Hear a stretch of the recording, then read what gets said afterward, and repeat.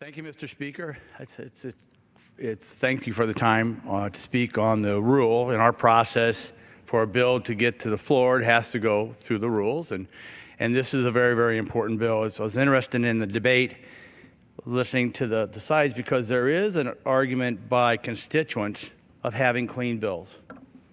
One bill, one issue, simply understood, vote on it. Instead of this horse trading that sometimes gets proposed, you give me this, forgive me that. I can tell you one thing I know, my district, they really don't like this given. They want us to be held accountable for a bill. And I also get frustrated with how easy it is to throw away jobs. I only have blank kilns in my state.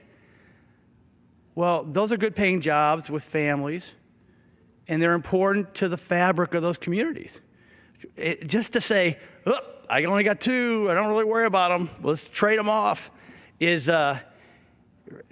really troublesome. And I'm sorry we fall into that type of debate.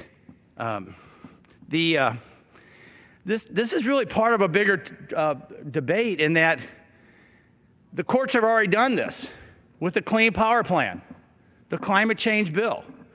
The debate is, okay, EPA, you can do the regulation. Do the regulation. What the EPA likes to do is do the regulation, and they play this game. We know it's not legal. So we will impose the regulation. We know it's not legal. We're going to force industry to comply. And then when the courts say it's not legal, they've already gone too far, and the jobs have been lost. That's factual. That's what happened in 2003. That's what happened when the EPA promulgated the MAC rules in 2003. The rule was vacated by the federal court in 2007. Vacated, which means you can't do it.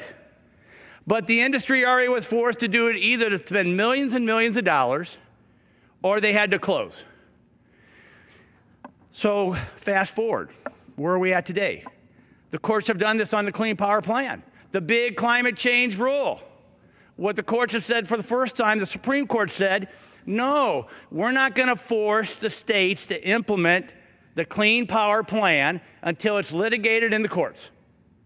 They put a stay on everyone, said don't do anything, let's have the legislative, judicial debate and fight. That's what this bill does. Let's just have the litigation on the legality of this new rule. And if it comes up that it's legal, then the industry is going to have to comply.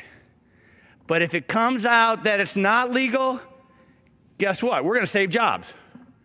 We're going to save communities.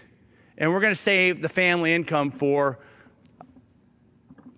2 kilns in a state, or maybe more, depending upon the brick producing capability of individual states.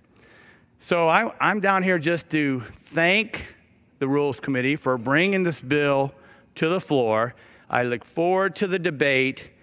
It's much more than brick kilns. It's about when can the EPA force a company to do something. We would hope they could only do it after it's been ruled legal by the courts if someone challenges the rule, and that's what this does. And I yield back my time. I thank my colleague.